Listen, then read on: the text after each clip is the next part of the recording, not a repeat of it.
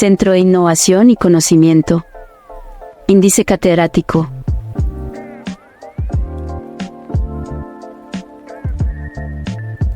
Y de Educación en Salud. Cordial saludo a todos. Desde el Centro de Innovación y Conocimiento Índice Catedrático y de Educación en Salud, nos alegra profundamente darle la bienvenida a este espacio de desarrollo profesional y personal. En IDE Educación en Salud, creemos en las personas y en su potencial. Por eso, trabajamos cada día para hacer el conocimiento accesible a todos, utilizando estrategias de enseñanzas innovadoras y flexibles que se ajuste a las necesidades de cada estudiante. En IDE, el conocimiento es libre como el viento y aprender es un derecho. Iniciamos la capacitación de hoy, con la participación de la docente Ana Mercedes Sánchez Aparicio, enfermera, magíster TIC en educación con más de 15 años de experiencia, en los que combina la docencia, asistencial y la salud pública, siendo un referente en temas relacionados con el Plan Ampliado de Vacunación en Colombia. Ana se ha desempeñado como docente en instituciones reconocidas del país, principalmente en la institución educativa más querida por los colombianos, donde ha sido líder de ficha de programas técnicos como técnico en enfermería, técnico en salud pública y técnico en apoyo administrativo en salud, formando a profesionales en el área de salud. En su carrera profesional, ha trabajado en instituciones de prestigio de Colombia como Hospital Regional de San Gil, EGS San Cayetano, Clínica de Salud Mental Villa María, enfermera líder del Programa de Promoción de la Salud y Prevención de la Enfermedad, y profesional de Vigilancia Epidemiológica y Salud Pública con la Alcaldía Municipal de Curiti. Los invitamos a vivir una experiencia única de aprendizaje. Por favor, mantengan los micrófonos apagados para una mejor experiencia y sigamos las indicaciones de la docente para el desarrollo de las actividades. Muy buenas tardes para todos nuevamente. Bienvenidos a esta sesión donde vamos a hablar de la unidad 3, manejo de vacunas y cadena de frío. Entonces vamos a hablar un poco de la conservación de los biológicos, verificación y mantenimiento de la red de frío, inventario de inmunobiológicos o más que ello, administración segura de vacunas, procedimiento completo de preparación y aspectos importantes a tener en cuenta durante el proceso de aplicación de los inmunobiológicos. Bueno, entonces, primero que todo, hay que partir hablando de la importancia que tiene la cadena de frío o la red de frío, que es uno de los aspectos más importantes en el mantenimiento de los biológicos. Y la Organización Mundial de la Salud define la cadena de frío como un proceso que es logístico, ya que requiere la intervención de varios actores y de varios procedimientos y procesos que asegura la correcta conservación, almacenamiento y transporte de vacunas. Entonces son tres aspectos importantes. Ese proceso logístico o esa cadena de frío se tiene que mantener desde el momento de la correcta conservación, también desde el momento del almacenamiento en el lugar donde se almacenan, y también se debe tener muy en cuenta en el transporte de las vacunas. Desde que prácticamente salen del laboratorio productor hasta el momento en el que se aplica a la persona, al niño o llega a la población objeto del programa amplio de inmunización SPAI. Entonces acá vemos, por ejemplo, en esta gráfica, cómo se debe tener en cuenta desde el laboratorio productor ese aspecto tan importante de conservación, de almacenamiento, de transporte, las vacunas no pueden ir en cualquier medio de transporte, cierto que hay un almacén central o un centro de acopio central donde algunas de ellas están en ultracongelación y después de ello ya empiezan a distribuirse a nivel regional o distrital para que lleguen respectivamente a los centros de salud, y de los centros de salud o instituciones prestadoras de salud que hacen la administración o que tienen habilitados los servicios de vacunación, hacen la entrega a los vacunadores para que ellos a su vez también mantengan una red de frío mediante sus cajas térmicas y mediante sus termos, para que pueda llegar a la población objeta en unas condiciones óptimas, evitando que haya eventos adversos, o más que eventos adversos en vacunación, eventos adversos posteriores a la vacunación, anteriormente llamados ESAVIS. Es importante mencionar el artículo 34 de la Ley 734 del 2002 del Código 1 disciplinario, que nos recuerda un deber, ¿sí? Y es el de vigilar y salvaguardar los bienes y valores que le han sido encomendados y cuidar que sean utilizados debida y racionalmente de conformidad con los fines a que han sido destinados. ¿Qué sucede? Que estos inmunobiológicos son adquiridos con recursos del Estado, por lo tanto son bienes del Estado. Entonces nosotros cuando tenemos bajo nuestro cargo un servicio de vacunación, bien sea como coordinador SPAI municipal o como coordinador SPAI de una institución así, digamos, bien, esto va para los profesionales de enfermería que trabajan en una IPS y que tienen a un auxiliar vacunador, bien sea en salud pública o en enfermería, haciendo administración de inmunobiológicos. También tenemos esa responsabilidad como profesionales de estar pendientes de esa vacuna que ese vacunador maneja. No sé si me haga entender, porque a veces uno mira que el servicio de vacunación prácticamente queda a merced y queda a cargo del vacunador. Y el vacunador pues tiene una función deontológicamente o cómo decirlo, legalmente tiene unas responsabilidades hasta cierto punto, pero los profesionales o los coordinadores profesionales de enfermería, para ser específica, los jefes, tenemos una responsabilidad ético-legal todavía mucho más grande, entonces tenemos que estar muy pendientes de cómo va ese proceso, ¿sí? Porque si llegase a pasar algo, legalmente tenemos que responder mucho más que de hecho al personal auxiliar, así sea él el vacunador, ¿ya? Entonces es importante este tema en cuanto a conservación, en cuanto a uso de estos inmunobiológicos, que se llegase a perder, ¿sí? Una vez, por ejemplo, por experiencia, en una IPS, mi primera experiencia laboral hace como unos 12 años, recién egresadita de la universidad, no tenía mucha experiencia como enfermera jefe y llegué a ese lugar y alguna vez un fin de semana tuve que salir el fin de semana porque no estaba, no decirlo, no vivía en el lugar, en el pueblo donde estaba. Entonces el fin de semana lo dediqué para ir a visitar a mi familia. Y olvidé hacerle un inventario a la auxiliar que quedaba a cargo o que sencillamente iba a tomar la temperatura, pero olvidé dejarle como, por lo menos así fuese a mano, cuántas biológicos le dejaba de cada uno y haberla puesto a firmar. Yo no lo hice porque pues la inexperticia o a veces falta como esa malicia, por decirlo así. Y resulta que cuando llegué al lunes mm, a, a tomar nuevamente, a retomar mis labores, oh sorpresa, me faltaban 2 vacunas de sarampión rubeola. Los diluyentes estaban de triple viral.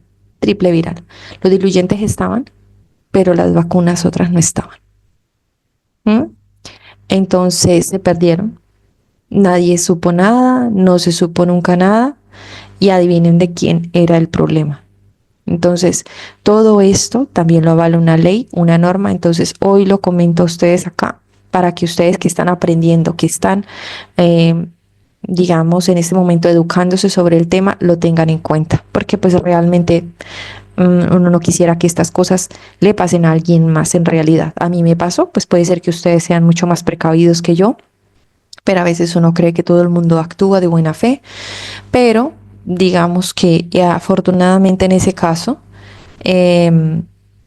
tuve que hacer unas actas de baja, tuve que ir al centro de acopio de la provincia a rendir mis descargos, hubo que enviar unas cosas al ministerio para, digamos, como rendir información sobre eso. No se pueden comprar, no se pueden reponer, o sea, hay cosas que no se pueden sencillamente hacer. Entonces, por eso hay que tener mucho cuidado cuando se habla de responsabilidad, bien sea que tengas a cargo una cantidad de insumos, porque acá, como lo dice este artículo, la responsabilidad o el deber es vigilar y salvaguardar los bienes y valores y después, pues legalmente uno tendría que responder por ello. Para hacerles corta la historia. Entonces, no pasó nada afortunadamente porque ya tenían ese equipo de trabajo antecedente de que le hacían eso a las jefes que llegaban allí.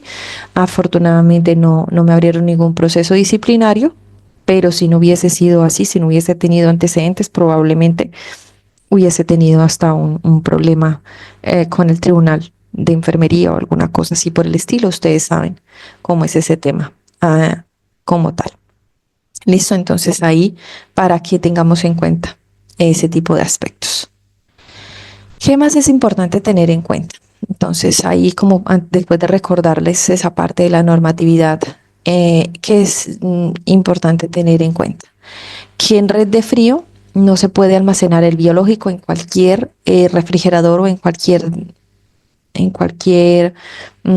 lugar que mantenga frío. No, los refrigeradores deben contar con un código PQS que está establecido por la Organización Mundial de la Salud, que ya está normado, que ya está reglamentado. Debe tener un regulador de voltaje, ¿sí? Para evitar que haya subidas o bajadas y que estas pueden llegar a afectar realmente la temperatura que realmente se esté suministrando.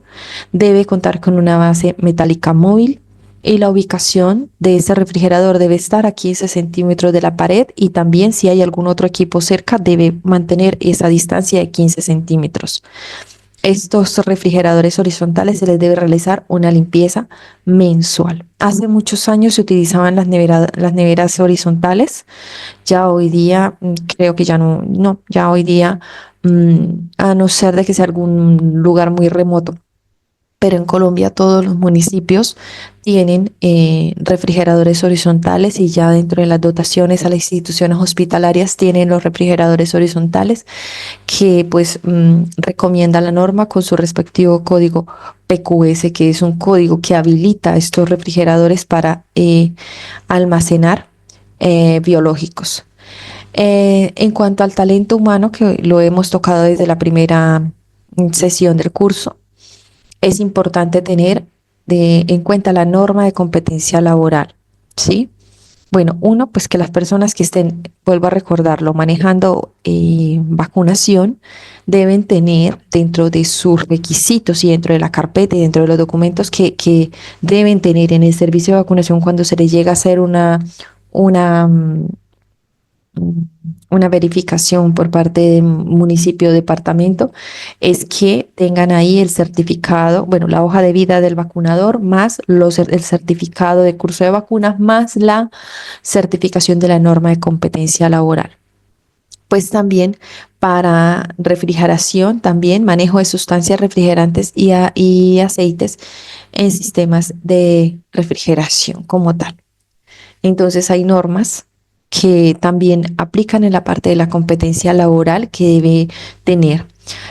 Resolución 3100 de 2019 nos indica toda la como reglamentación, lo vimos en la primera clase, por las cuales se definen procedimientos y condiciones para que se dé la inscripción de los prestadores de servicios de salud y habiliten un servicio de vacunación. Entonces, en esta resolución 3100 del 2019, ustedes pueden buscar el aparte donde dice cómo o qué requisitos debe tener un servicio de vacunación, que ya vimos algunos en la primera clase, pero en realidad lo pueden revisar más a profundidad.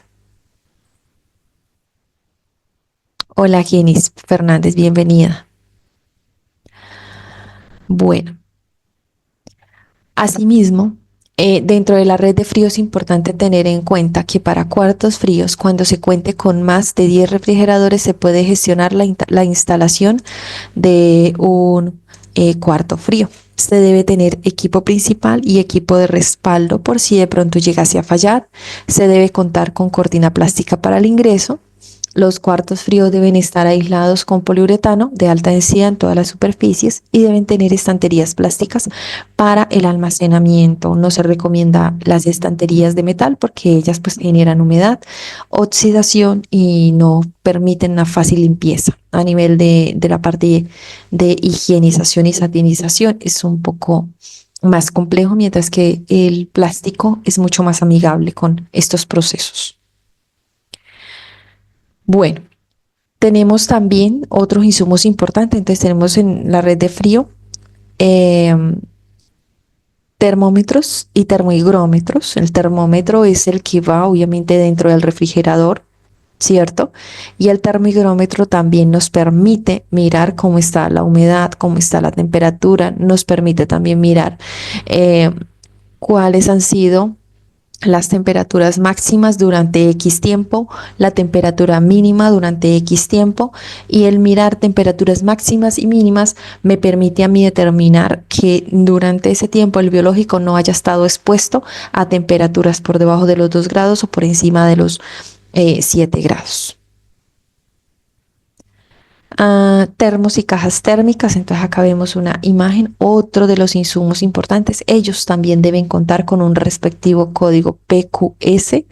Entonces ahí es donde digo, no puede la vacuna ir en un termo de Icopor, por ejemplo, porque eso no me garantiza a mí la red de frío.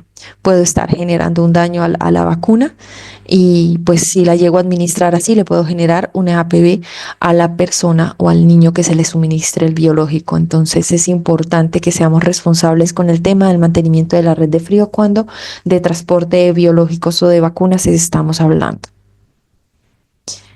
Este aspecto también es otro aspecto importante a tener en cuenta en la red de frío, y es el atemperamiento de paquetes fríos. Cuando hablamos de atemperamiento de paquetes fríos, recordemos que estos termos y las mismas cajas térmicas requieren sí, requieren de unos paquetes fríos que deben tener unas respectivas condiciones para que ellos puedan mantener la temperatura en los tiempos que el mismo termo lo indica. Cada termo nos dice, este termo está fabricado para que sin abrir mantenga la temperatura tanta cantidad de X horas.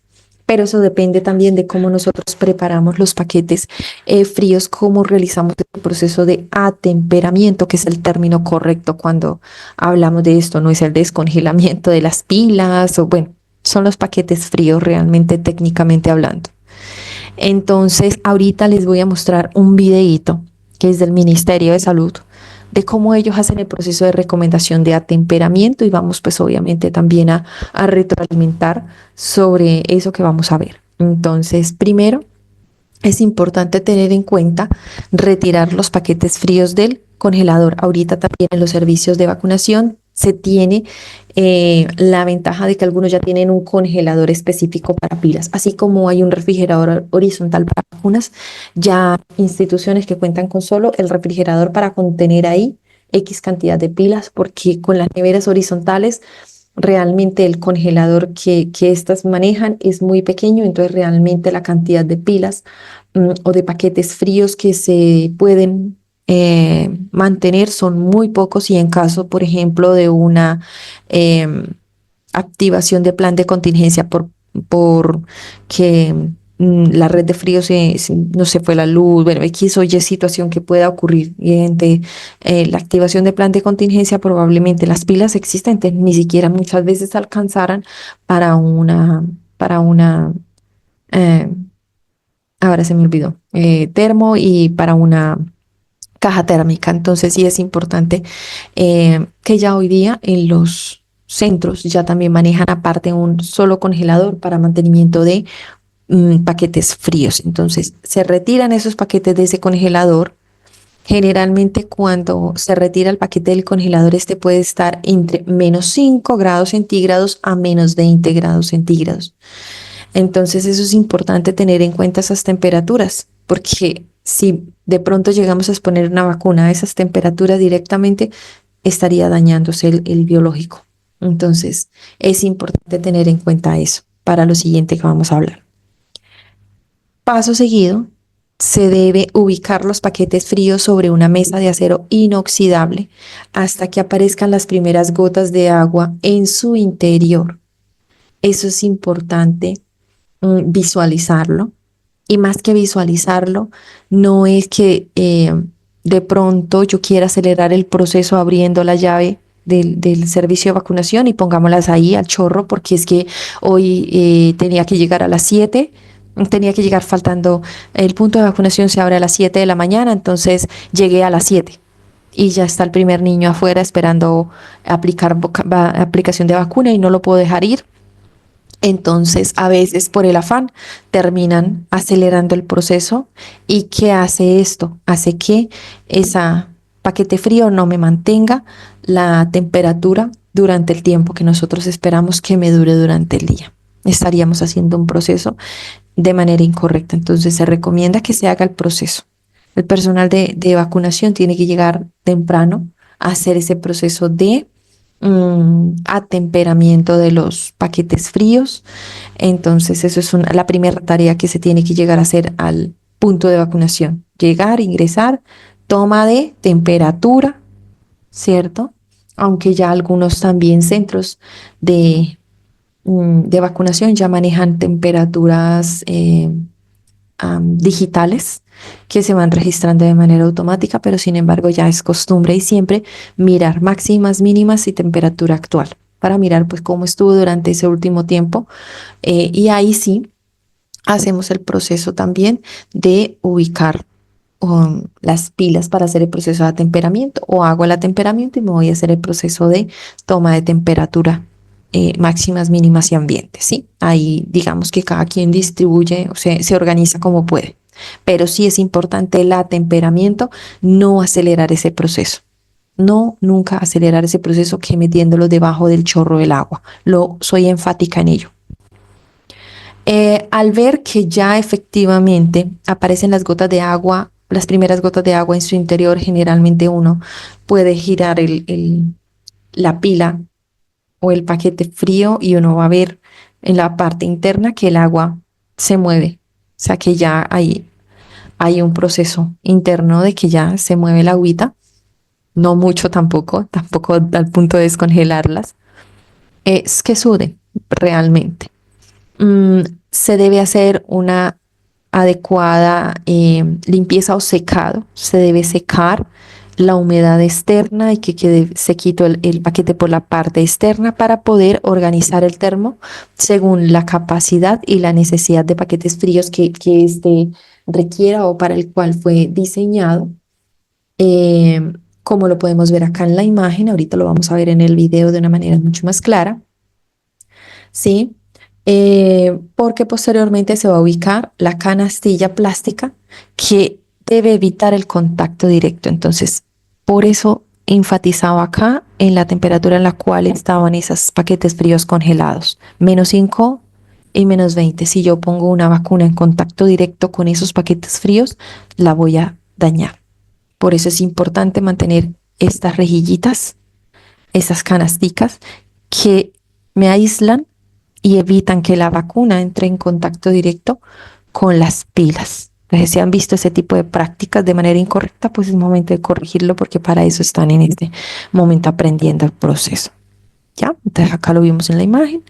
Ubicamos los paquetes fríos, la canastilla y ya, después de ello ya quedaría listo el termo para poder guardar ahí la vacuna que vamos a usar durante el día, ¿cierto? Según la organización que tengamos, para disponer y hacer el proceso de administración del inmunobiológico.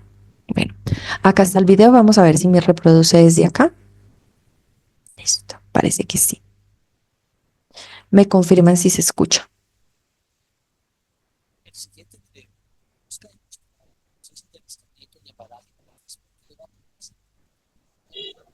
Sí, sí, señora, pues se escucha un poco bajo, pero se entiende.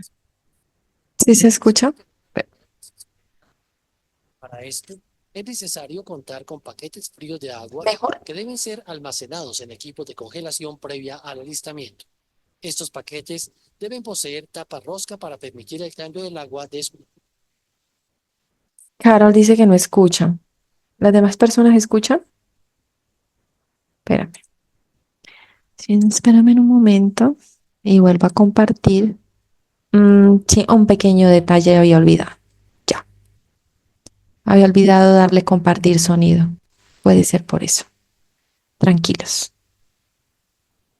Voy a ponerlo nuevamente desde el inicio. Ilustrar el proceso de alistamiento y embalaje para el transporte de vacunas del programa ampliado de inmunización. ¿Se escucha mejor? Bueno, listo, perfecto. Muchas gracias. PAI. Para el transporte de vacunas y la perfecta conservación de la cadena de frío, se debe tener un adecuado proceso de embalaje. Para esto, es necesario contar con paquetes fríos de agua que deben ser almacenados en equipos de congelación previa al alistamiento. Estos paquetes deben poseer tapa rosca para permitir el cambio del agua de su interior. Se recuerda que no se deben usar paquetes fríos de soluciones eutécticas, que son fácilmente identificados porque el líquido o solución gelatinosa viene en diferentes colores como rosado, azul, verde o en ocasiones viene sellado, sin tapa rosca. En caso de tenerlos, deséchelos y cámbielos por paquetes de agua. Limpie de manera periódica los paquetes fríos. Organícelos al interior del congelador de tal manera que permita una adecuada rotación. Tenga en cuenta que la temperatura al interior del cuarto de congelación o congelador varía entre menos 10 grados centígrados y menos 25 grados centígrados. En estas condiciones, los paquetes fríos de agua presentan temperaturas muy bajas para ponerlas en contacto inmediato con las vacunas. Por lo tanto, es necesario atemperarlos para que pierdan la temperatura inicial.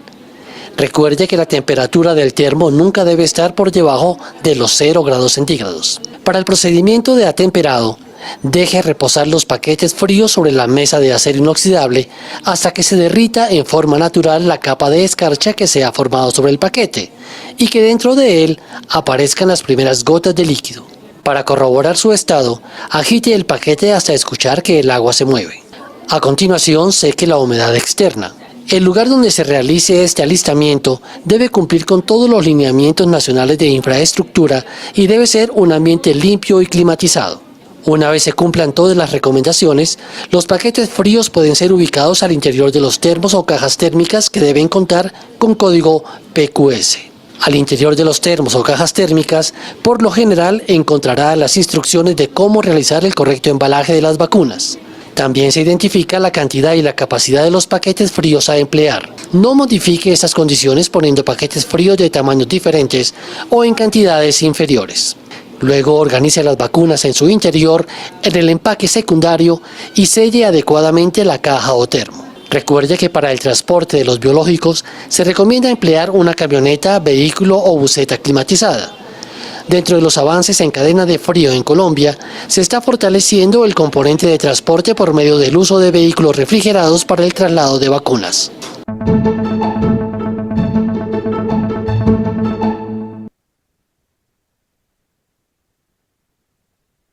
Perfecto. Bueno, dentro de lo que acabaron de ver, digamos en el videíto, ¿alguna de las personas acá tiene experiencia en el manejo de vacunas directamente con red de frío y de pronto ha visto de pronto que alguna de estas situaciones no se ha hecho como se indica?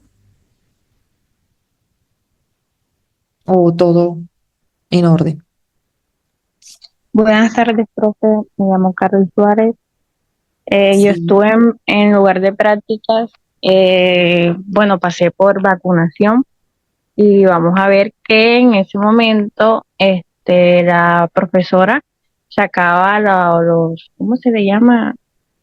Las bolsas de agua, ¿Los paquetes fríos? los paquetes fríos, los sacaba de una nevera normal y, o sea, no se ponían a secar ni nada así como usted nos ha explicado, sino que todas se introducían así al termo.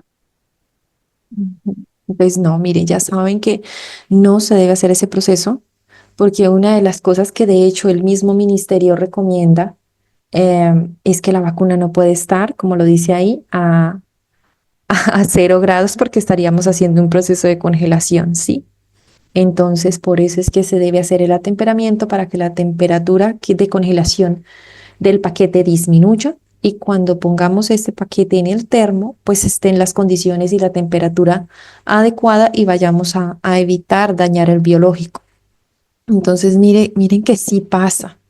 Entonces es importante que ustedes lo tengan muy claro para que si lo llegan a ver, pues de pronto de una manera muy contacto, diría yo, no sé, de una manera muy, no sé cómo explicarlo. De pronto ir cambiando esa forma de hacer las cosas mal y de pronto hacerlas de una mejor manera. porque pues ahí estamos evitando daños a una persona, porque el hecho de suministrar un inmunobiológico que esté en malas condiciones, pues va a hacer que efectivamente no se cumpla el objetivo de protección inmunobiológica que esperamos.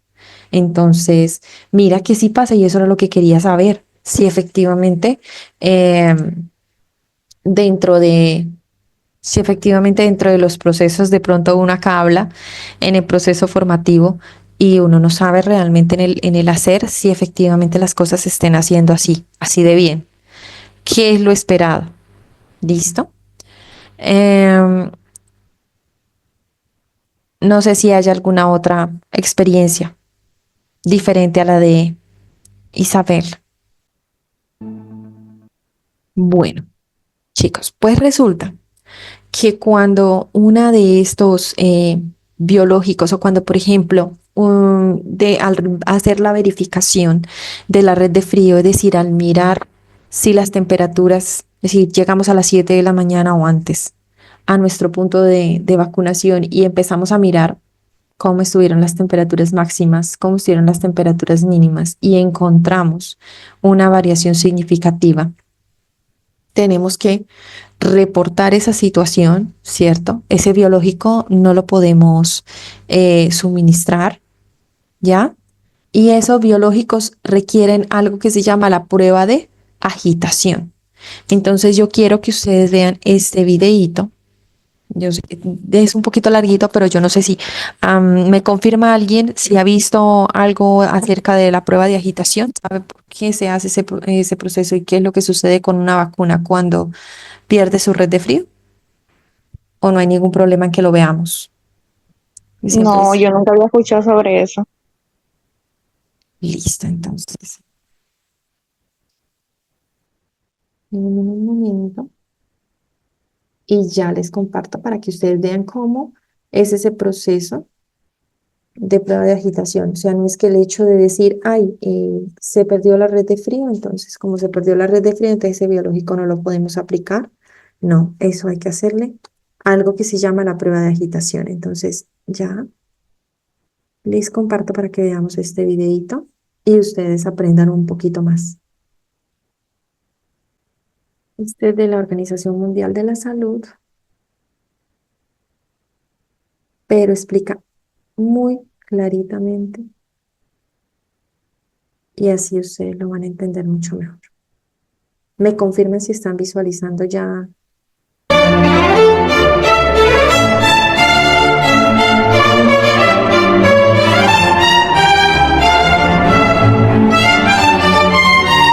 La prueba de agitación paso a paso. Este video muestra los pasos del procedimiento normalizado y validado para realizar la prueba de agitación y evaluar los resultados. Asimismo, sugiere las medidas correctas que se deben tomar ante los diferentes resultados. También se discutió sobre los efectos de congelación en las vacunas no absorbidas e ilustra sobre la mecánica detrás de esta prueba de agitación. Las guías de la Organización Mundial de la Salud recomiendan que las formulaciones de vacunas líquidas que contengan difteria, tosferina, tétanos, hepatitis B, Haemophilus influenza tipo B y cualquiera de sus combinaciones no deben congelarse.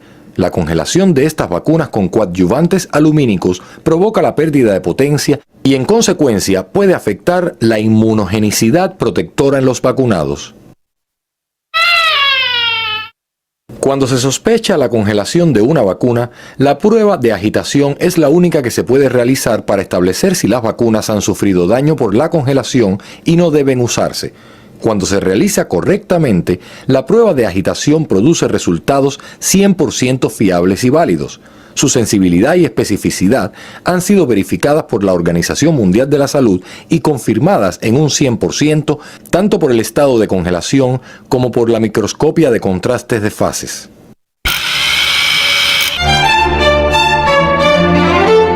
¿Cuándo se debe realizar la prueba de agitación? La prueba de agitación se debe realizar cuando se sospecha congelación. La congelación solo se puede sospechar cuando se monitorea, chequean los dispositivos de control de la temperatura. Por lo general, en los envíos internacionales, los dispositivos electrónicos de control de la temperatura incluyen una alarma en caso de congelación. Si bien un termómetro no es el dispositivo ideal para monitorear la temperatura, puede indicar que la temperatura del refrigerador está por debajo de cero.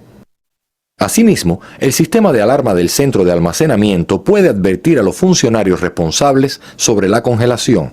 Asimismo, los indicadores de congelación también pueden advertir al personal sanitario sobre las temperaturas de congelación. En todas estas situaciones se debe realizar la prueba de agitación. La prueba de agitación no se debe realizar en estas circunstancias. Cuando la vacuna ya está congelada y se ha solidificado, no hay ninguna necesidad de realizar la prueba. Estas vacunas deben descartarse de acuerdo con los procedimientos de bioseguridad normados sobre la disposición final de estos productos. Algunos viales de la vacuna DPT expuestos a temperaturas inferiores a 0 grados centígrados y que no se han congelado muestran grumos blancos que sedimentan y adhieren a las paredes del vial de vidrio. No es posible obtener una solución homogénea incluso agitando vigorosamente estos viales. En estos casos no se debe realizar una prueba de agitación y estas vacunas también se deben descartar. ¿Cómo funciona la prueba de agitación? La prueba de agitación está diseñada para determinar si las vacunas absorbidas han sufrido daño por la congelación. Para comprender cómo funciona esta prueba, observemos con más detalle un vial de una vacuna sensible a la congelación. La principal estructura de la vacuna sensible a la congelación es la estructura reticular, que une el adsorbente y el antígeno. La congelación rompe esta unión.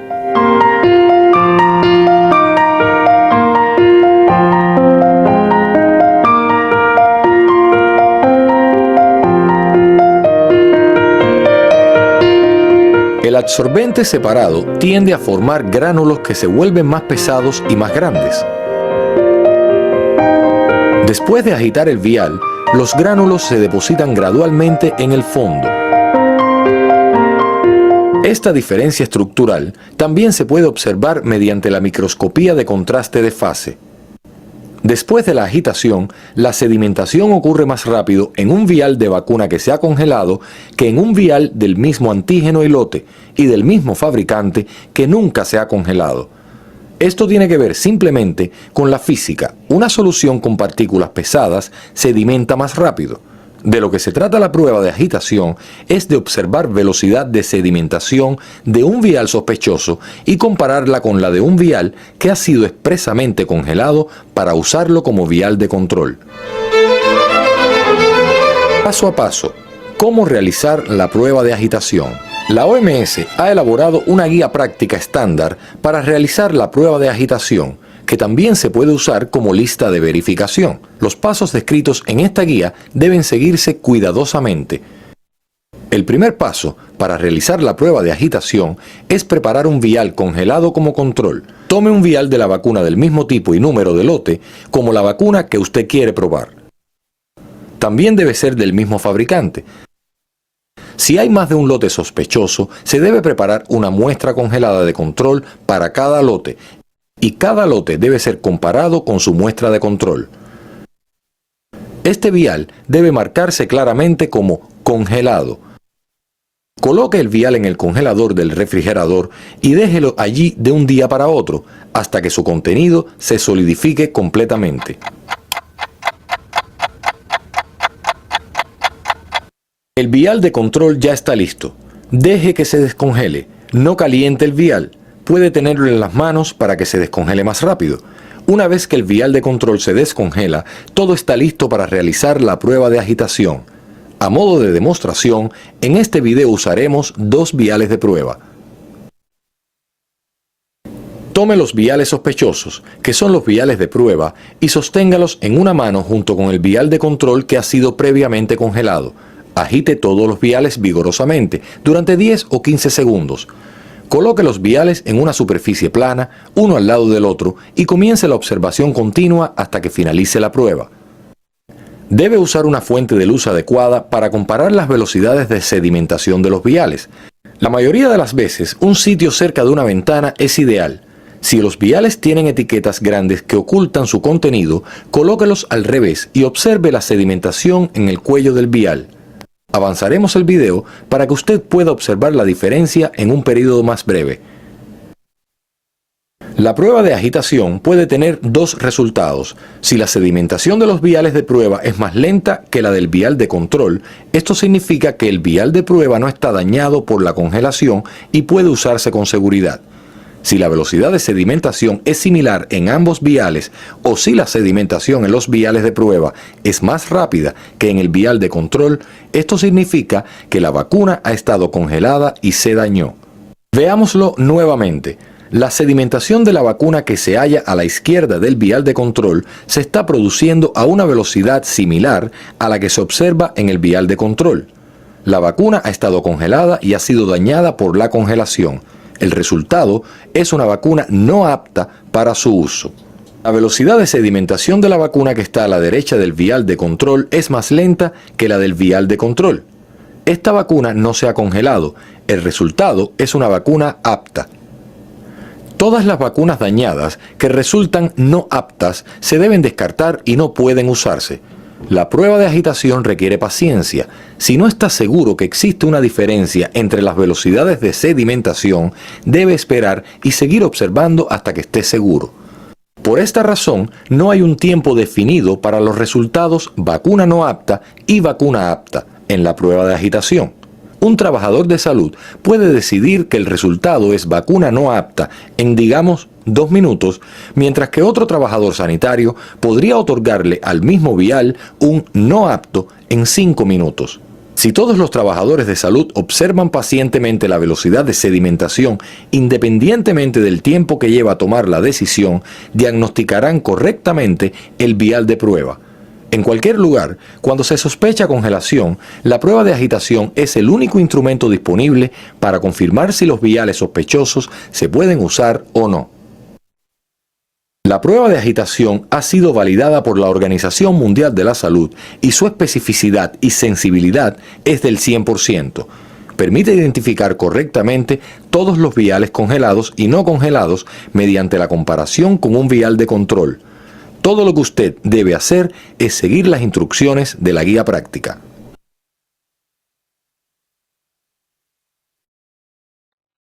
Listo, entonces esa es la forma, realmente como después de que sucede un escalonamiento de la temperatura, bien sea por congelación, para ver, donde se hace pues la verificación si el biológico realmente está dañado o no. Entonces, pues para los que no sabían que era una prueba de agitación, ahí está supremamente claro en qué consiste y también por qué es importante el tema de pues, mantener las temperaturas adecuadas para pues mantener el biológico de manera correcta y lo han dicho también que lo que pasa, la ruptura pues como tal de de los componentes de la vacuna que impiden pues que ella realmente realice el proceso de inmunización esperado en la persona, en el niño, en el paciente. ¿Listo? Bueno, por acá. Vamos a mirar esta otra presentación.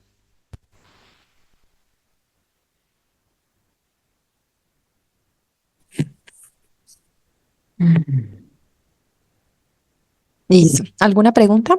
¿Es el momento? Todo súper bien. Por ahí escuché a Marta. Bueno, listo. Entonces, aspectos importantes a tener en cuenta también en el proceso de vacunación. Hay algo que se llama el tema de la política de frascos abiertos. Entonces, pues hay también otras cosas que es importante tener en cuenta y es las premisas para cumplir para cumplir con el manejo adecuado de las vacunas y de los biológicos. Entonces, uno de ellos es haber retirado cada dosis con la técnica correcta, ¿cierto? No sumergir el tapón de lleve en agua. Entonces, para aclarar qué es el taponcito de lleve, es el taponcito, el corcho, ¿sí? Este corcho que se perforó, corcho que en el caso de las vacunas que son multidosis, como el caso de la influenza, como el caso de tétanos, ¿cierto? Esos taponcitos no deben quedar en contacto porque recordemos que a pesar de que tengamos los paquetes fríos, aún así es muy importante el secado de estos paquetes antes de ponerlos en el termo. Sin embargo, no estamos exentos a que de pronto durante el día suden un poquito, entonces evitar que entren en contacto directo. Pero para evitar que entren en contacto directo, para eso se utiliza la rejillita. Por eso es importante, porque tan pronto ese tapón se sumerja en agua, pues automáticamente también la vacuna se puede contaminar en su interior porque el tapón ya se ha perforado probablemente. ¿Listo? Entonces es importante tenerlo en cuenta. Otra premisa a cumplir para el manejo de vacunas, que la fecha de vencimiento no haya expirado. Entonces, de igual manera, también en vacunación se maneja el tema de la semaforización. También ahorita con el tema del PAI web, cada que nosotros recepcionamos un biológico, él también nos está informando mediante el inventario cuál vacuna está próxima, cuál no hemos descargado, ¿sí? Nos va generando también alertas, pero pues de igual manera es importante verificar que la vacuna haya sido almacenada y conservada en condiciones apropiadas de cadena de frío. Ya lo hemos venido hablando, que se almacene de manera correcta.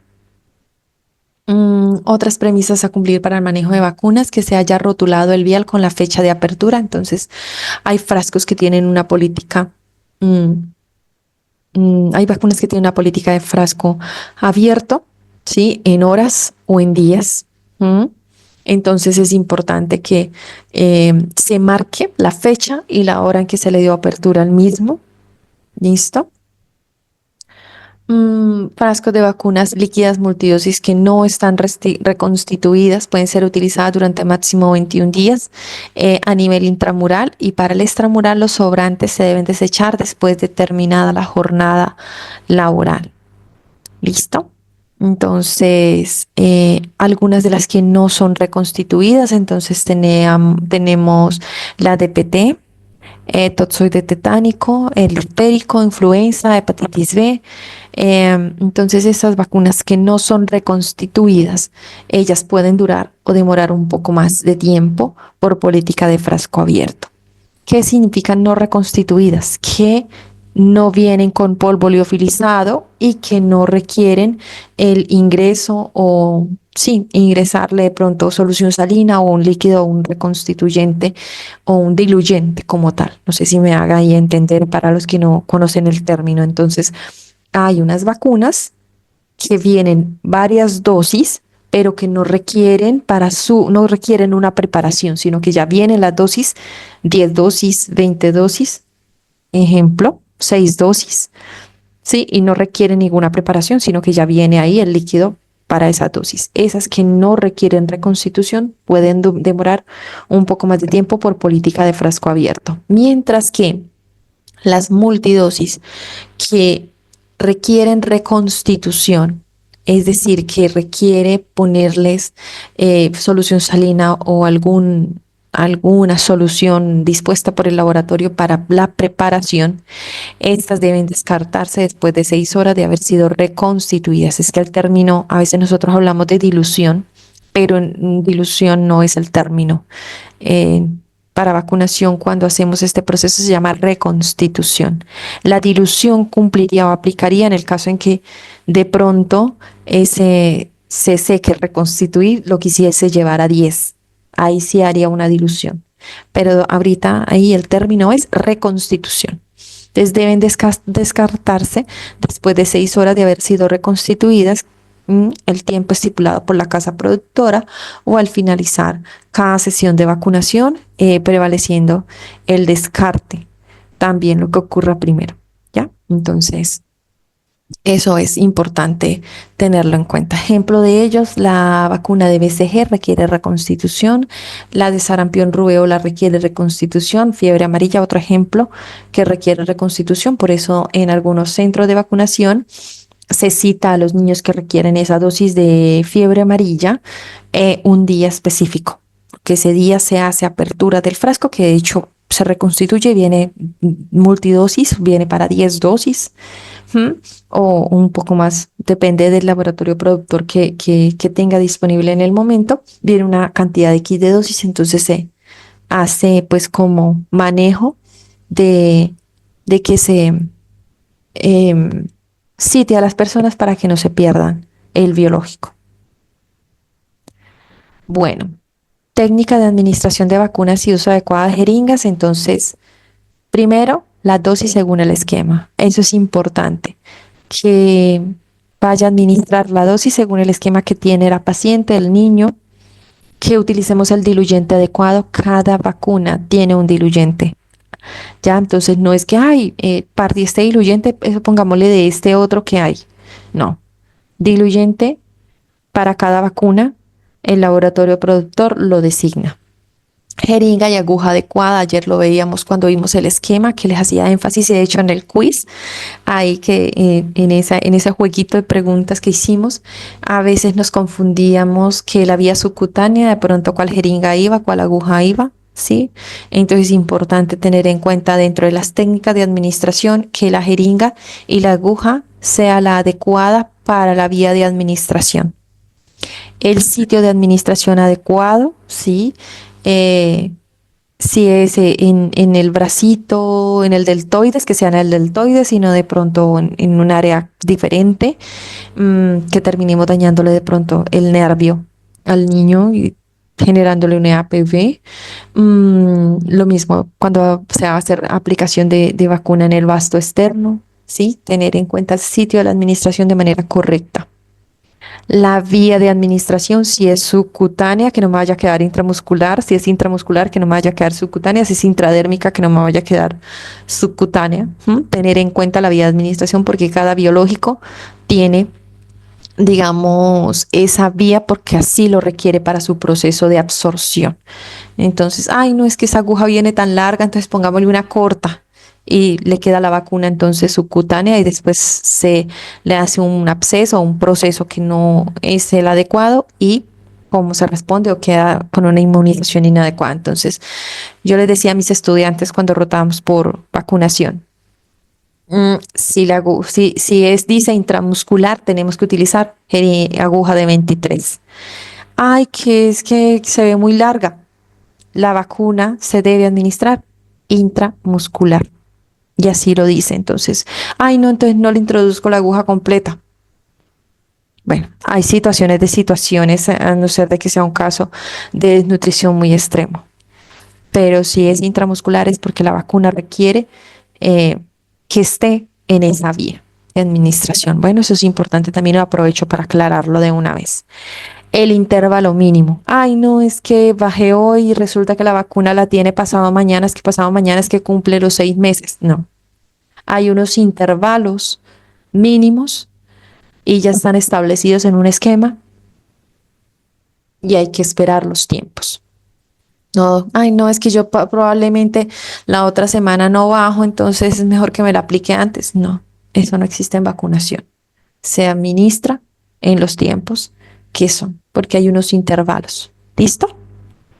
Eso es importante a tenerlo ahí en cuenta.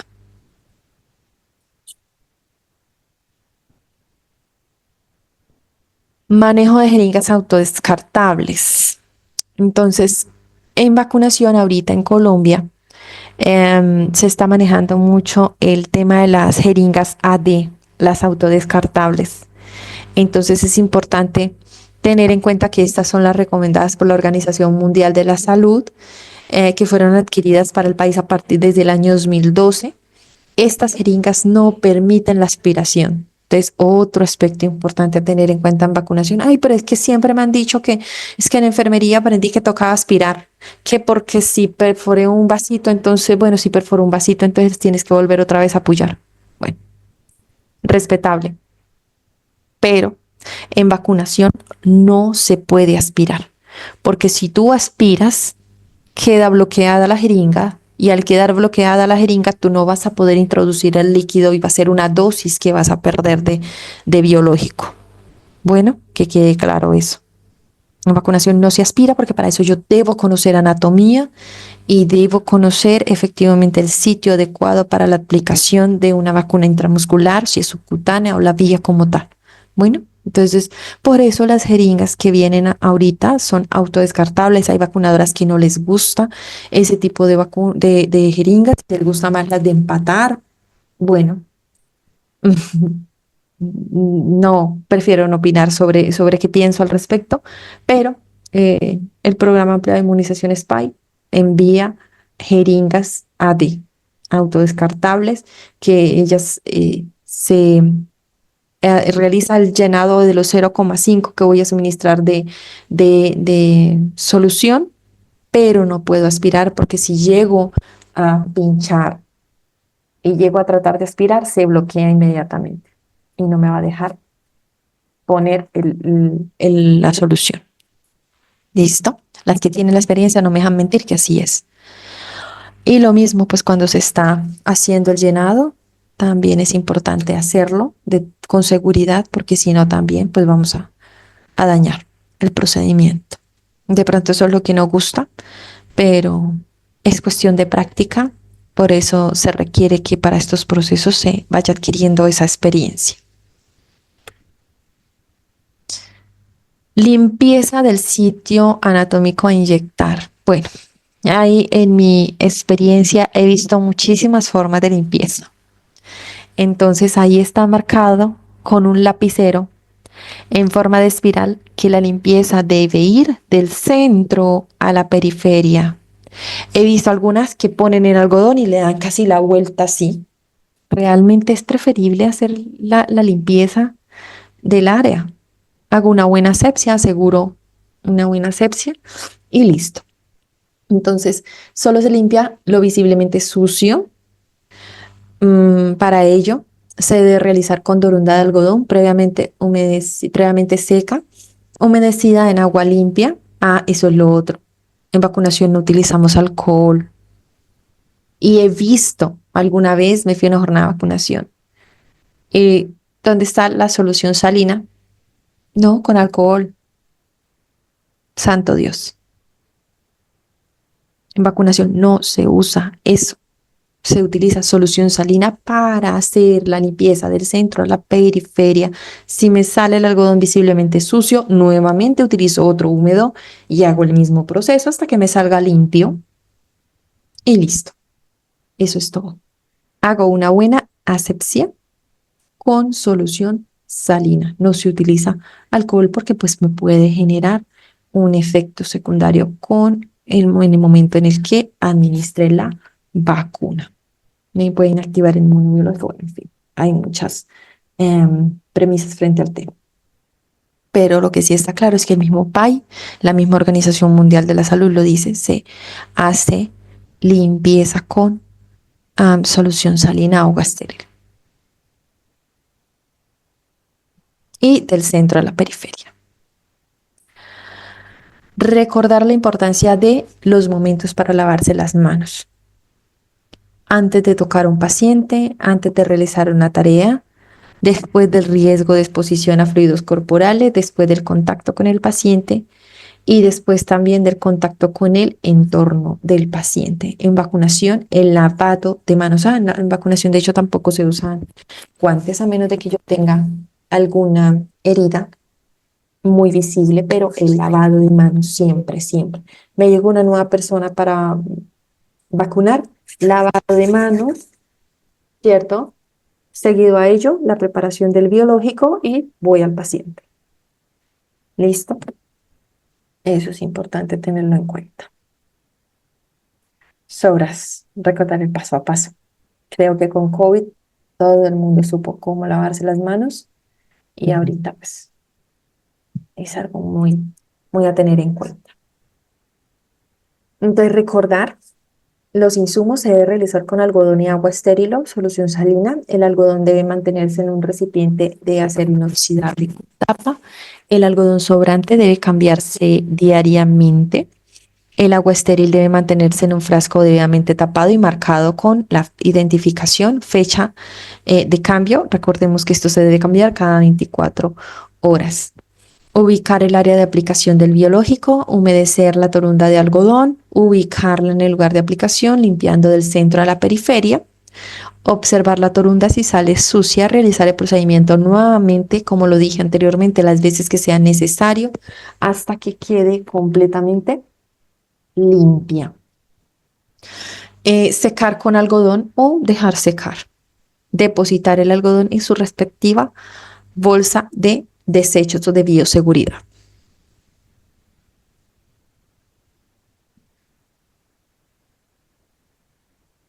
Recordar recordar el tema de las normas de bioseguridad. Entonces, recordar que las normas de bioseguridad son un conjunto de medidas que son preventivas, son procedimientos y normas destinadas a garantizar y mantener el control de los factores de riesgo que son procedentes de agentes inmunobiológicos, físicos o químicos para prevenir efectos nocivos que permiten obviamente asegurar el desarrollo y producto final de procedimientos que no vayan a atentar contra la salud y seguridad de los trabajadores de la salud, usuarios, visitantes y el medio ambiente. Entonces, algo tocaba del tema el primer día que nos reunimos y es importante que el personal que trabajamos en salud es diferente al resto. Nosotros como personal de salud no vamos a la oficina, sino que vamos a un sitio de trabajo para servir a otros. Uñas cortas, sin esmalte, porque ya se ha demostrado que así sea el esmalte transparente, si yo retiro de ahí una capita y le pongo en el microscopio, tiene un caldo de cultivo de bacterias. Uñas cortas, porque debajo de nuestras uñas almacenamos bacterias, almacenamos microorganismos que pues vamos a transmitirlos a otros y que podríamos también, en ejemplo, a un bebé, contaminarle y poderle generar de pronto hasta un absceso o una infección. Cada que rompemos la barrera de la piel, sobre todo en vacunación, que se realiza ese proceso, y he visto abscesos, visto por mala técnica aséptica o por procesos de bioseguridad mal practicados, he visto efectos secundarios en personas. Entonces es importantísimo tener en cuenta eso, así no nos guste a veces. Bueno, el cabello recogido, el uso del tapabocas, vacunador que se encuentre con problemas respiratorios debe realizar su labor con tapabocas, puesto de la forma correcta. Yo creo que está mal dicho tapabocas. Es protector nasobucal, me debe proteger nariz y boca. A veces nos tomamos muy en serio lo del tapabocas y lo mantenemos por acá. Entonces, el protector nasobucal. Vacunador que se encuentre cursando con varicela no debe realizar labores de vacunación en esos días. Se recomienda utilizar guantes cuando se manipulan,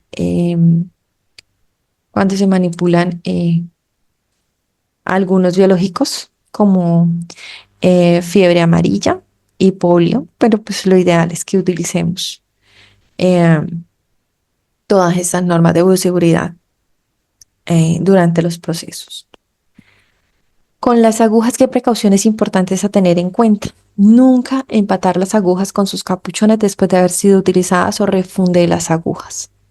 Entonces, en el sitio de vacunación es importante tener muy presente el guardián o el container de bioseguridad que esté fijado, ¿cierto? Para que tan pronto yo administre un biológico o una vacuna, de una vez pueda de una vez disponer ahí, hacer disposición final del elemento cortopunzante y evitar ese tema de estar refundando. No hay nada más incómodo o más que incómodo, muy poco profesional, me voy a atrever a decirlo, que ver a alguien que termina de administrar un elemento, una vacuna y que está ahí jugando para refundar. ¿Por qué? Si debe tener el contenedor ahí de una vez para desempatar y de una vez desechar esa aguja. y empezar a hacer la disposición ahí alrededor. Tiene que tener eso así porque es que si no lo hace, uno, el riesgo de pinchazo es grande. Dos, que mantienen la jeringa ahí porque no tienen las cosas a la mano, pueden llegar a puncionar a otra persona que esté de pronto con ustedes o incluso ustedes mismos accidentarse. Marcar el contenedor una vez se inicia. Debe ser depositada directamente en el container de seguridad, desempatándola con los orificios especiales, como ya lo había mencionado, llenar el container hasta su marca específica y taparlo para hacer su respectivo disposición final.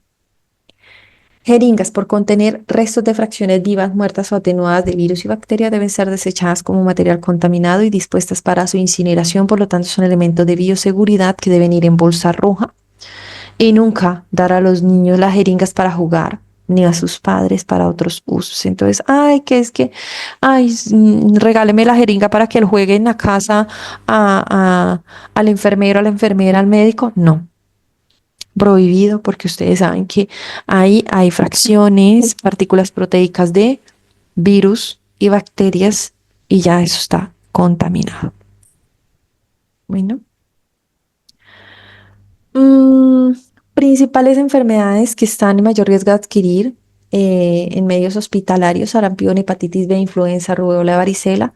Todas ellas son inmunoprevenibles y acá ayer me hacían una pregunta que cuáles eran las vacunas que debería tener el personal de salud. Mira, aquí está. Antes de que el personal de salud entre en riesgo de infectarse, deben aplicarse las siguientes vacunas: antihepatitis B, antiinfluenza, triple viral, varicela, tozoide difterico, tetánico, antihepatitis A, neumococo, posible también, y fiebre amarilla. Acá está, si quieren tomen un screenshot para que lo tengan en cuenta, porque a todo esto nos exponemos.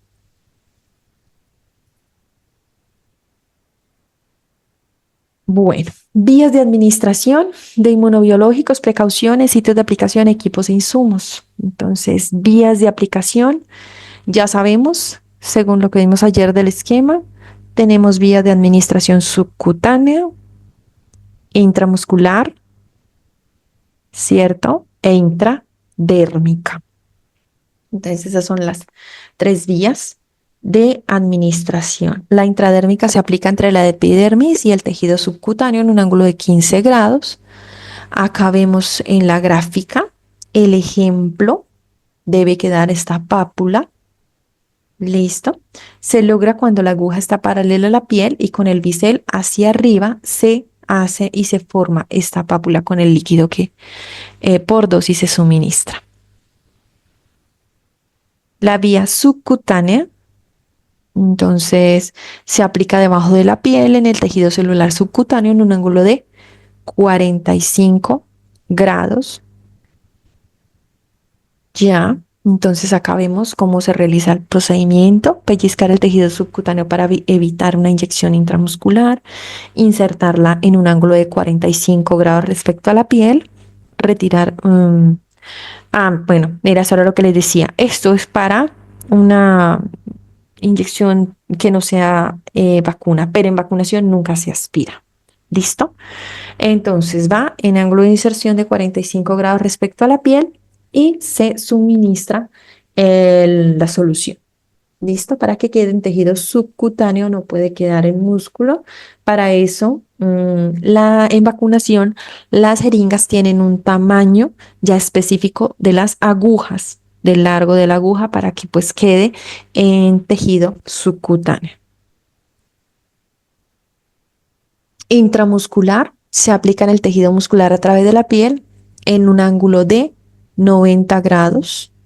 En los niños y niñas, tercio medio de la cara anterolateral del muslo para no caminadores, y para los caminadores en la masa muscular del deltoides. Entonces acá vemos en la gráfica el deltoides, acá en el bracito, que es un músculo que tiene una forma de triángulo. En algunas personas se puede ver fácilmente, en otros no, pero está ubicado en esta región, ¿sí? Acá imaginariamente hay un triángulo trazado, ¿sí?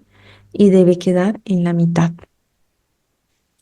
Y acá podemos ver un recorderis de la pierna, cuál es el vasto externo, tercio medio, cara anterolateral del muslo, donde debe quedar.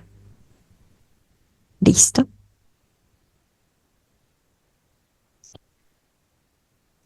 Bueno. Equipos e insumos, viales de vacuna, diluyentes, jeringas, agujas, los usuarios obviamente, formatos y registros, torundas, agua estéril, cestas de pedal con tapa preferiblemente dotadas de bolsas de colores respectivamente. En vacunación se hace una adecuada clasificación, en una parte van las jeringas, en otra los envoltorios de las jeringas, en otro van las tapas de las jeringas, en otro, bueno, sí, hay varias lugares dispuestos para su adecuada disposición, entonces es importante que las cestas sean de pedal y que estén dispuestas con las respectivas bolsas como tal, y el container que no puede faltar. Precauciones de la vacunación. Las vacunas utilizadas en el país son delicadas y sensibles al calor y a la luz. Si se exponen a temperaturas altas, estas disminuyen la capacidad inmunológica y otras quedan totalmente inutilizadas. Creo que sobra después de haber visto el video también anterior de la prueba de agitación, porque es importante el tema del mantener las temperaturas. Usuarios con tratamiento antihemofílico u otro similar se deben aplicar las vacunas lo antes posible o simultáneamente para evitar de pronto sangrados. Consultar con el hematólogo tratante del niño para definir riesgo de sangrado, o estos niños o estas personas que tienen así trastornos de la coagulación ya deben venir con orden médica para el suministro. Si las condiciones anteriores no se cumplen, se puede reemplazar la vía intramuscular por subcutánea o la intradérmica en aquellas vacunas que lo permitan, siempre y cuando el laboratorio productor en el inserto lo indique. ¿Listo? Emplear siempre agujas finas y de muy bajo calibre, pues haciendo referencia sobre todo a, por ejemplo, tengo para suministro de vía intramuscular calibre 22, calibre 23. Si voy a utilizar en un niño, debo utilizar la 23, que es más de bajo calibre de acuerdo al tamaño de su bracito. Después de la inyección se hace presión local suave y firme durante mínimo 2 minutos sin masajear. Sin masajear. Eso de la presión importante. Hace un mes quizás. Sí. Hace más o menos un mes, llevé a mi bebé a que le aplicaran su vacunita de los 6 meses. Y no sé qué pasó en realidad, pero le ha quedado voy a decirlo en el término coloquial, un morado en su pierna como por una semana. Si yo no fuese enfermera, yo diría, terrible esa vacunadora lo que hizo, terrible. Pero como yo soy enfermera, yo sé que lo que faltó fue que en el momento en que le aplicaron la vacunita fue tan rápido que de una vez le pusieron la curita y váyase. Entonces, es importante tomarnos el tiempito. Obviamente, la aguja pasa por partes donde hayan vasitos, y si en el paso de la jeringa de pronto se tocó un vasito y yo no le hago presión, pues no hay activación de la cascada plaquetaria. Entonces, si yo hago presión, aquellos vasitos que de pronto se rompieron, solo presión, no masaje, solo presión, pues ese vasito sangrante se va a cerrar y va a evitar que haya expansión, sí, o ruptura de un vasito, evitando que quede ese hematoma, evitando que quede eso ahí como muy alarmante, ¿ya? Seguramente otra persona se asusta y dice, terrible, mire lo que le hicieron.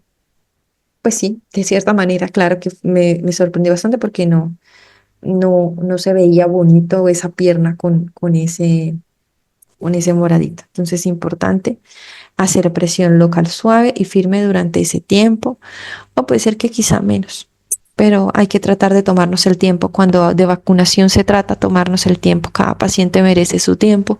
Es importante eso. A veces de los afanes no queda absolutamente nada. ¿Listo? Entonces se debe advertir a los familiares sobre el riesgo de hematomas en el sitio de la punción y las medidas locales. Para ello, aplicación de hielito. Ya como uno sabe, pues se le aplica el hielito para que haga vasoconstricción. Vacunación en el niño alérgico. Desde el punto de vista de la respuesta inmune, el niño alérgico debe considerarse un sujeto inmunocompetente, por lo que es susceptible para aplicársele el esquema adecuado para la edad, teniendo en cuenta precauciones. Entonces, a veces si hay alergias, hay que primero pues que el pediatra autorice la administración. Tipos de reacciones que pueden surgir: anafilaxia, mecanismo de respuesta por parte de las inmunoglobulinas E, que pueden ser locales o sistémicas. Esos síntomas de anafilaxia pueden presentarse minutos u horas después de la exposición. Y citotoxicidad dependiente de anticuerpos o complemento, que produce una respuesta cruzada. El daño celular es la consecuencia de activación de las células y del sistema de complemento. Contraindicaciones de la vacunación, o digamos precaución, por decirlo así, o que requieren vacunación bajo una orden médica: pacientes con cáncer, niños con leucemia o pacientes con leucemia, pacientes hemofílicos, ya lo habíamos dicho anteriormente, para cuando se les va a administrar vacunas intramusculares. Tratamientos largos, mayores a un mes, con medicamentos inmunosupresores como corticoides en pacientes asmáticos o procesos autoinmunes, pacientes VIH positivo. Entonces, para el tema de vacunas vivas, atenuadas o replicativas, hay que tener precaución con ellos. Anafilaxia o alergias a dosis previas, anafilaxia componentes, enfermedades severas, niños que hayan tenido fiebres altas de 40 grados o más, convulsiones en 72 horas posteriores a dosis previas, síndrome de llanto persistente más de 3 horas, anafilaxia luego de la neomicina para vacunas como triple viral, sarampión, rubeola, fiebre amarilla, influenza, embarazo.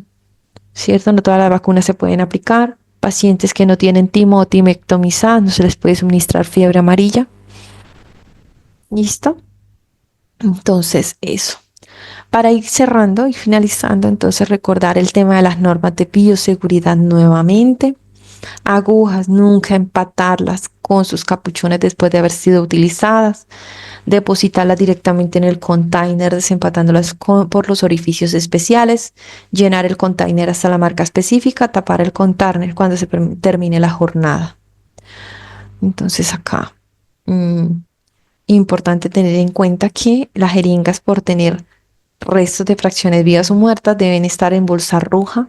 Nunca dar las jeringas a los niños para que jueguen. Las torundas para asepsia deben ir en su bolsa de roja o de bioseguridad. No dejar que los padres ni los niños salgan con los algodones del servicio de vacunación, ¿sí? Porque pues los van a desechar por ahí en el piso, y eso es contaminación. Es importante que salgan ya con la curita y decide que lo deben retirar a los 15 minutos, tampoco quedarse todo el día con ellas ahí. Y más. Ya, pues los empaques y capuchones o cosas que no tengan contacto se pueden desechar en otro tipo de bolsas. Los frascos y restos de biológicos también deben ir en bolsa roja. Acá les presento los recipientes para residuos cortopunzantes. Son los únicos que son resistentes a la ruptura y perforación por elementos cortopunzantes. Deben estar rotulados de acuerdo al servicio, la fecha de apertura y la clase de residuos, porque a veces se dispone en vacunación, por ejemplo, de uno de estos para solamente frasquitos, otro para, pues más que todo frasquitos, no para las ampollas, otro para jeringas, ¿ya? Otro para solamente de pronto agujas, si hay agujas que permitan desempatar, aunque la mayoría de hoy día de containers que se usan en vacunación, como se desecha la aguja completa con la jeringa, entonces son grandes, son de estos grandes. Importante pues contar con la dotación de bolsas de residuos. De igual manera, para eso el personal de auxiliar en limpieza y desinfección está muy pendiente de ello, de hacer los cambios respectivos.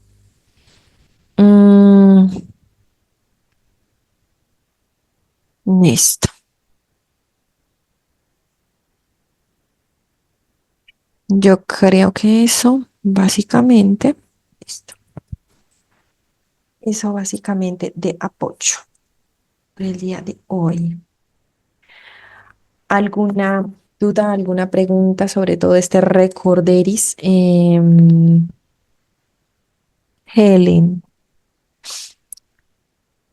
Helen, a ver, con este curso usted puede, digamos que ya, mm, si la institución, el hospital, se lo permite, usted puede empezar a manejar junto con otra persona el servicio. O sea, ¿cómo me explico?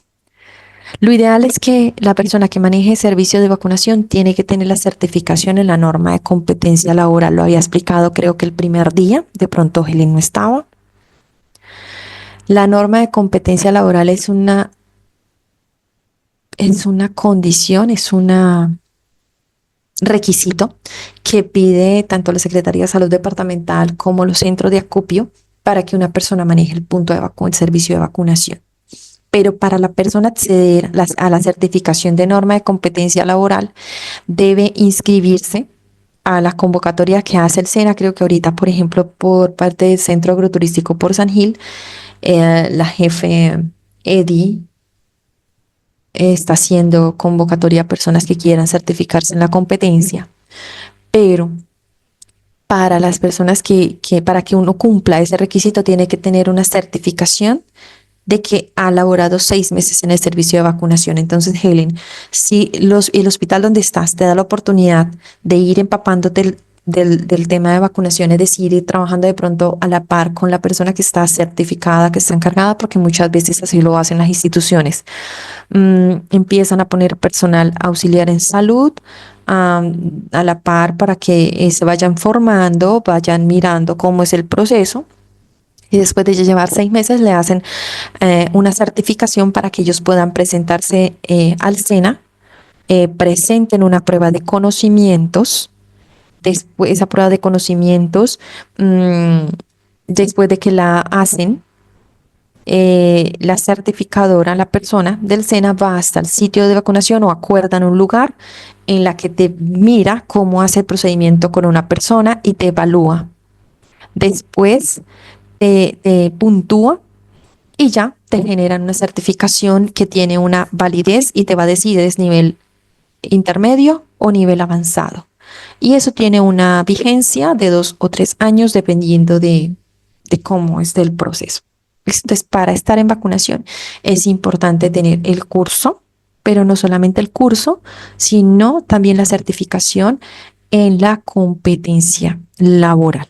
Porque, pues, yo les decía, puede ser que ustedes se quieran arriesgar, pero llega a ocurrir algo y es lo primero que les van a pedir. Y si tú no lo tienes, pues la institución también lo va a llevar del bulto, por decirlo así, ¿ya? Porque sería algo irresponsable de mi parte no decirles que se requiere. Bueno, porque yo también trabajaba con la Secretaría de Salud y era lo primero que verificaba. Bueno, entonces, por eso sé el proceso. ¿Listo, Helen?